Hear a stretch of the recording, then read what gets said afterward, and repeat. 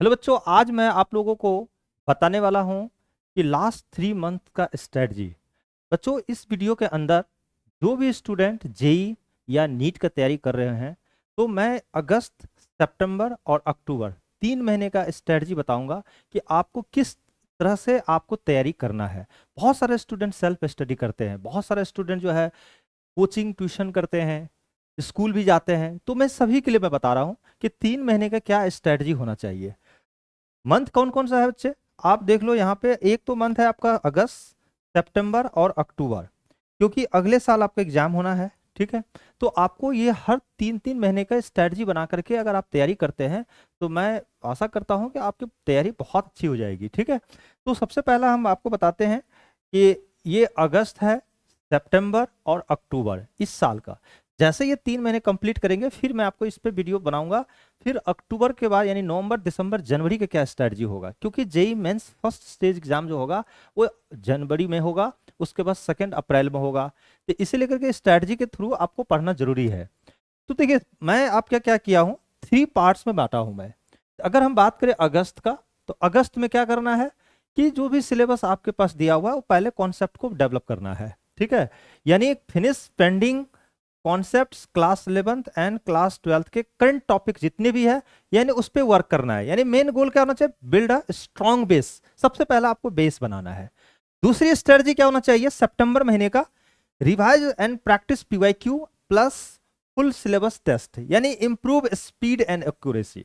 ठीक है बच्चों, ध्यान रखना, जब कोई भी चीज को अगर हम प्रैक्टिस करते हैं ना, ठीक है, और उसके बाद जो है स्पीड साथ साथ एक्यूरेसी, ये तीनों चीजों को मेंटेन करना पड़ता है। यानी ठीक है, अगर हम बात करें स्पीड कब आएगा, जब हम ज्यादा से ज्यादा प्रैक्टिस करेंगे। ठीक है, ज्यादा से ज्यादा प्रैक्टिस करेंगे, टाइम के अकॉर्डिंग काम करेंगे तो ऑटोमेटिकली हमारी स्पीड आ जाएगी। ठीक है, तो ये ध्यान रखना है। और तीसरा जो है ना, अक्टूबर मंथ का क्या करना है, फाइनल टच देना है। आपने जो अगस्त और सितंबर में 2 महीने में जो तैयारी किया आपने, उसका फाइनल टच देना है। फाइनल टच कैसे देंगे, जब हम जैसे फुल लेंथ टेस्ट देंगे, वीकली टॉपिक पर रिवीजन करेंगे, ये फाइनल टच है।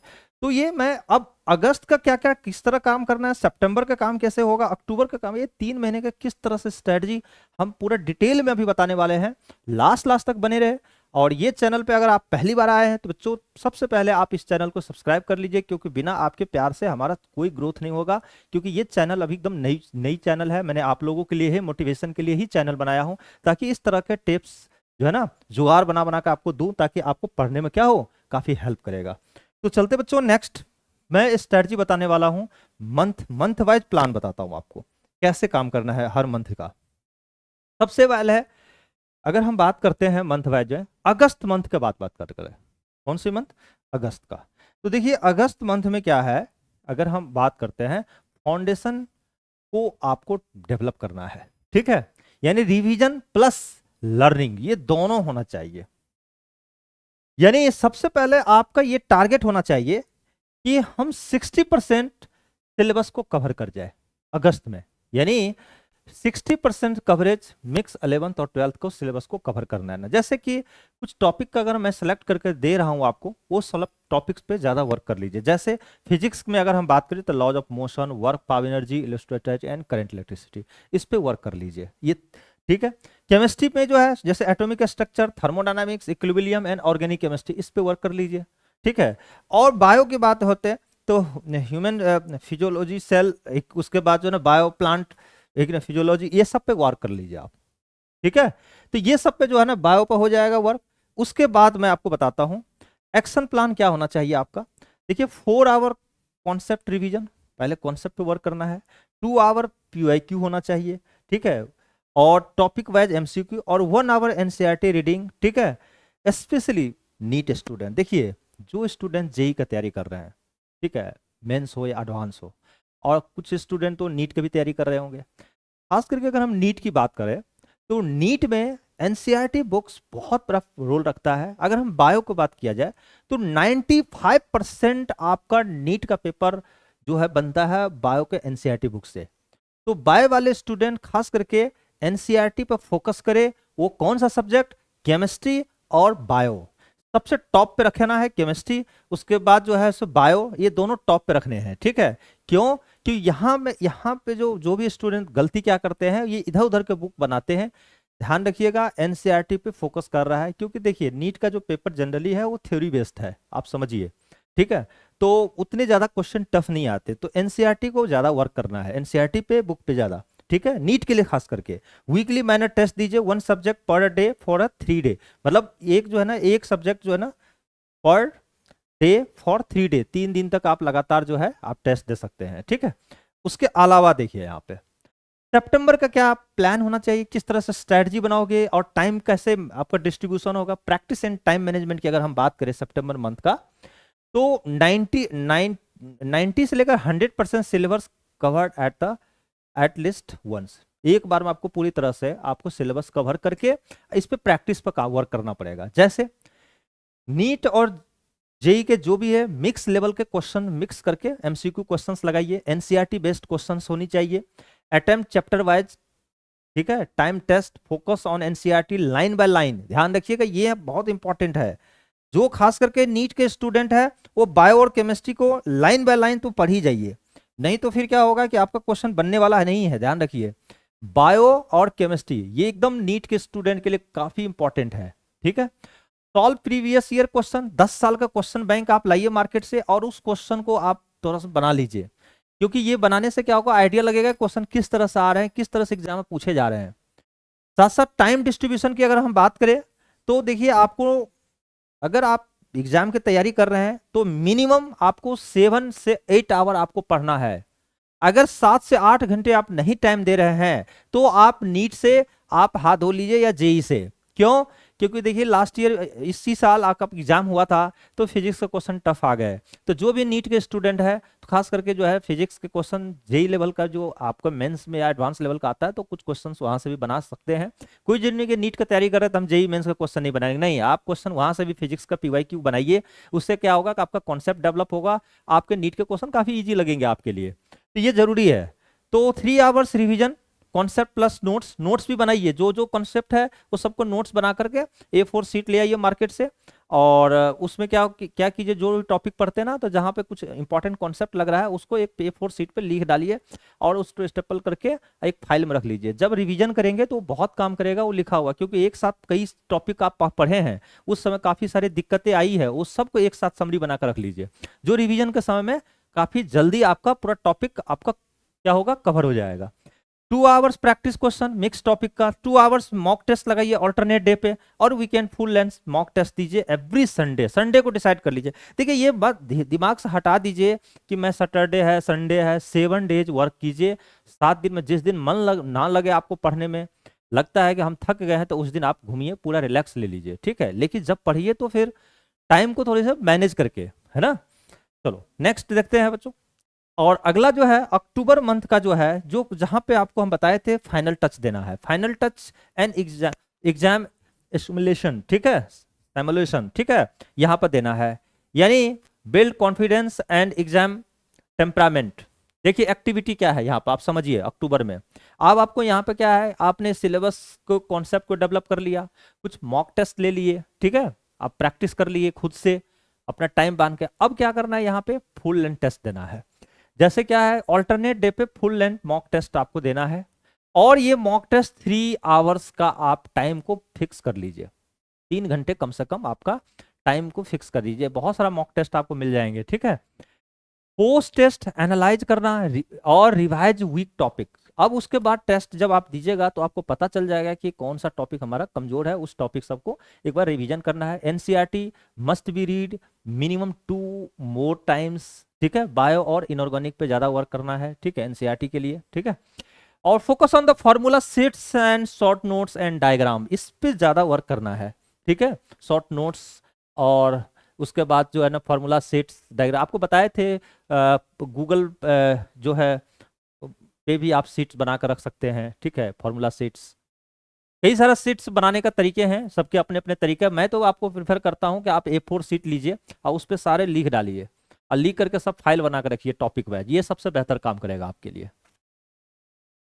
अगर बात करते हैं तो real examination condition, no break, same timing, revise test mistake carefully and revise दो topic, keep 1 day per week as a buffer day and light revision day. देखिए आप अपने वीक में एक दिन आप ऐसा अपने आप को मान लीजिए कि उस दिन आपको नहीं पढ़ना है, ठीक है। देखिए डेली अगर आप काफ़ी टफ रूटीन बनाकर पढ़ाई करते हैं तो आपको क्या होगा, आप थक जाएंगे, ठीक है। एक तरह से आपको बोरिंग हो जाओगे आप 15-20 दिन के अंदर।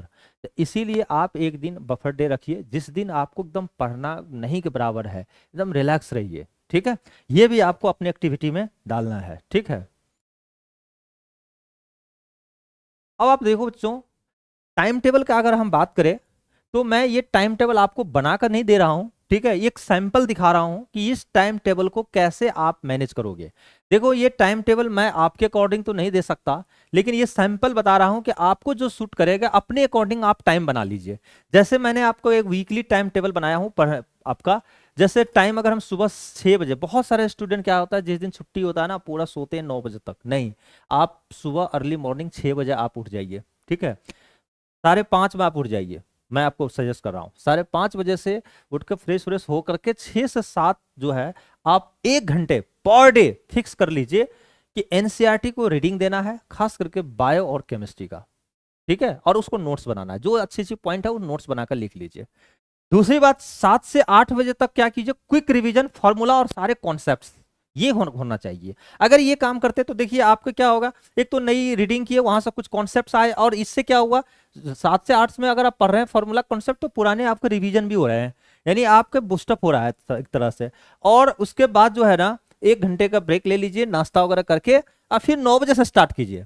9 से 12 यानी 3 घंटे के जो स्लॉट होना चाहिए बच्चे, ये 3 आवर्स के स्लॉट में प्रैक्टिस प्रैक्टिस प्रैक्टिस करने हैं, और मिक्स टॉपिक को, है ना, जो भी 2-3 टॉपिक है उसके क्वेश्चंस को, मिक्स टॉपिक का क्वेश्चन को प्रैक्टिस करना। इससे पता चलेगा कि किस तरह पैटर्न पे क्वेश्चंस आ रहे हैं। कितने घंटे हो गए, 2 घंटे या 3, 5 घंटे तो पढ़ लिया मॉर्निंग शिफ्ट में। और आप देखिए अब क्या कीजिए, आप 2 बजे से स्टार्ट करें, फिर ब्रेक ले लीजिए, फिर रेस्ट कीजिए, क्योंकि सेल्फ स्टडी कर रहे हैं ना आप। बहुत सारे स्टूडेंट हैं जो ड्रॉपर हैं, एक बार नीट दे चुके हैं, दूसरी बार देना चाहते हैं, उनके लिए तो भरपूर टाइम है।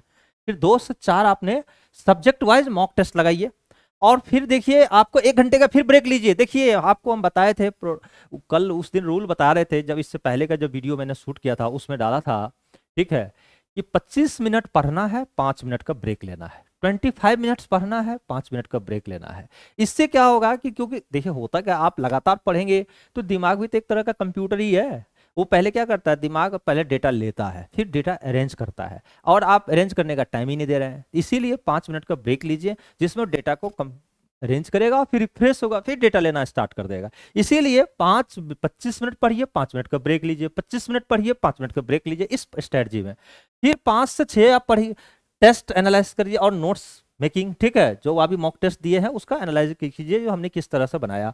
फिर 8 से 9 जो है ना revision and dot session clearing जो है पे वर्क कर लीजिए, ठीक है। अगर आपको काफ़ी सारी डॉट्स हो रहे हैं तो अपने टीचर से, शिक्षक से जाकर मिलिए, ठीक है, कोचिंग वगैरह इंस्टीट्यूट में जाकर पूछिए। इस तरह से आपको बनाना है। और आपको 9 बजे से, बहुत सारे स्टूडेंट पूरी रात पढ़ते हैं, यार ये कौन सा तरीका है पढ़ने का, रात पढ़ते हैं, आप पढ़ते हैं, दिमाग नहीं पढ़ रहा है, दिमाग तो बस थक जाता है। तो ऐसा काम नहीं करना है पूरी रात, आप एटलीस्ट 10-11 तक आप सो जाइए, सुबह अर्ली मॉर्निंग उठिए, है ना। यही 24 आवर में बच्चे ध्यान रखना, ये 24 आवर में कोई नीट के टॉप मेडिकल कॉलेज में जा रहा है और कोई नीट के क्लियर भी नहीं हो रहा है। देखिए आप कहते हैं कि सर नीट का तैयारी करूँ कि स्कूल को मैनेज करूँ, कैसे मैनेज करूँ, इस पे पहले हमने एक वीडियो अपलोड किया है, स्कूल और कोचिंग को कैसे मैनेज करें, उस वीडियो को जरूर देखिए। देखेंगे तो उससे क्या होगा कि आपको काफ़ी सारी चीज़ें आपको पता चल जाएगा किस तरह से मैनेज किया जाएगा, है ना। चलिए नेक्स्ट अगर हम बात करें तो सजेशन, मेरा सजेशन क्या रहेगा, मैं क्या सजेस्ट कर रहा हूँ आपको, आप मेरा सजेशन भी मानिए, ठीक है। अगर आप एग्जाम की तैयारी कर रहे हैं तो सभी स्टूडेंट के लिए, जो स्टूडेंट नीट का और जेई का तैयारी कर रहे हैं, जिसको एम्स में खास करके चाहिए, है ना, तो मेरा एक्स्ट्रा टिप्स है, use NCERT plus coaching material plus PYQ. सबसे पहला काम बच्चे, आपको एनसीईआरटी बुक्स को रीड करना है। इसके बाद कोचिंग इंस्टीट्यूट का खुद का मटेरियल होता है, वो टीचरों के द्वारा लिखा हुआ रहता है, उसमें बहुत सारे कॉन्सेप्ट्स हैं, उनको पहले तैयार कर लीजिए। और इसके बाद लास्ट स्टेज बच्चे आप पीवाईक्यू कीजिए। प्रीवियस ईयर क्वेश्चन करने से आपके सारी कॉन्सेप्ट क्लियर हो जाएगा। कुछ बातें यहां से आई होगी, कुछ बातें यहां से आएगी, यहां पे आपको कॉन्सेप्ट क्लियर कर देगा। इसीलिए मैं आपको सजेस्ट कर रहा हूं कि आप हमेशा यही काम करें। सबसे मेरा जो सजेशन है, क्योंकि देखिए मैं भी तो 10 साल से पढ़ा रहा हूं, तो मेरा भी तो कुछ न कुछ तो अनुभव है। तो जो अनुभव है मैं शेयर कर रहा हूं। पहले एनसीईआरटी, इसके बाद कोचिंग का मटेरियल, और उसके बाद आपको पीवाईक्यू, ये काम करना है।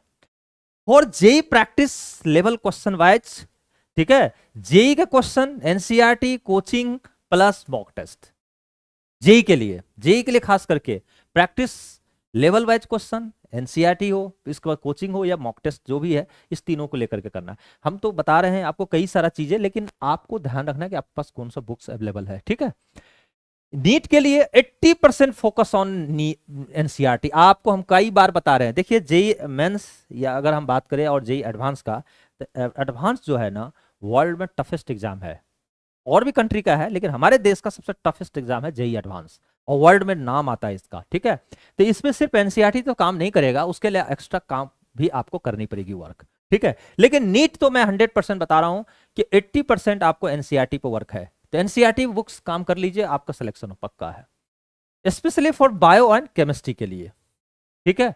फिजिक्स के लिए जेई मेंस का सारा क्वेश्चन बना लीजिए, आपका 100% है, हो जाएगा कुछ, ठीक है। और दूसरी बात, stay consistent if even if you study for fewer hour some day, ठीक है, ये तो ध्यान रखना ही है। अब आप बताता हूं मैं कि tools for your tools you should use, कौन कौन सा टूल यूज करोगे। देखो सब मैं किसी इंस्टीट्यूट का मैं खिलाफ नहीं हूं, मैं जो बेहतर होगा वही बताऊंगा आपको, ठीक है। सारे इंस्टीट्यूट बेहतर बच्चों के लिए काम करते हैं, तो मैं आपको बता रहा हूं। सबसे पहला, NCERT text book specially for NEET, ये ध्यान रखिएगा। Previous year question books for Arihant और एमटीजी पब्लिकेशन का, एमटीजी का भी क्वेश्चन आता है पीवाईक्यू, उसका ले लीजिए, या आप अरिहंत का ले लीजिए। अरिहंत का नहीं है तो आपके पास जो भी है, देखो प्रीवियस ईयर क्वेश्चन चेंज नहीं होते बच्चे, प्रीवियस ईयर क्वेश्चन सेम आते हैं किसी भी बुक में हो। भाई इस साल जो क्वेश्चन पूछा गया है, हर बुक तो वही छापेगा ना, तो इसीलिए किसी का भी जो आपके पास अवेलेबल हो, ये मैं बता रहा हूँ। उसके बाद मॉक टेस्ट प्लेटफॉर्म, देखो कई सारा मॉक टेस्ट का प्लेटफॉर्म है। आप देखेगा तो अनअकैडमी का भी है, करियर प्लेटफॉर्म का, आकाश आई ट्यूटर, कई सारे इंस्टीट्यूट का है जो मॉक टेस्ट है, आप खरीद सकते हैं, समझ रहे बातों को। इसके अलावा आपको जो बेहतर लगता है वो ले सकते हैं। आजकल जो है जैसे टेक्स्ट बुक है, तो ये सब भी निकालने लगे हैं, ठीक है। उसके बाद कई सारा अड्डा का भी है, तो आपको जो बेहतर लगे मॉक टेस्ट, उसका आप ले करके वहां पे प्रैक्टिस ले कर सकते हैं। साथ साथ डॉट सॉल्विंग ऐप भी बहुत सारे आते हैं, ठीक है। यूट्यूब के भी कई सारे चैनल हैं जहां से आपको डॉट सॉल्विंग क्वेश्चंस वगैरह कराते रहते हैं, तो वो सब पे भी आप जा करके वहां से टूल को यूज कर सकते हैं, ठीक है। मेरा मानना है सबसे रामबाण इलाज है ना पीवाईक्यू। अगर आपने पीवाईक्यू बना लिया ना, तो सारा काम आपका हो जाएगा। तो बच्चों यहाँ तक जो हमने जो भी सजेशन आपको दिया है, ठीक है, तो मैं आशा करता हूँ कि ये बेहतर आपके लिए साबित करेगा, ठीक है। आप इसी तरह से 3 महीने तैयारी कीजिए, आपका बहुत बेहतर रिजल्ट होगा। Wish you all the best. Thank you career platform. और जाते जाते बच्चे हमारे इस चैनल को आप सब्सक्राइब जरूर कर दीजिए, क्योंकि आपका प्यार मिलेगा तभी मैं ग्रो करूंगा, और तभी आपके लिए मैं इस तरह से वीडियो बनाऊंगा। ये चैनल मेरा स्टार्टिंग का चैनल है अभी, यानी सेकंड चैनल है। इससे पहले करियर प्लेटफॉर्म जेई नीट का चैनल था, और ये दूसरी चैनल है जो करियर प्लेटफॉर्म टॉक्स नाम का है, ठीक है। Thank you, wish you all the best.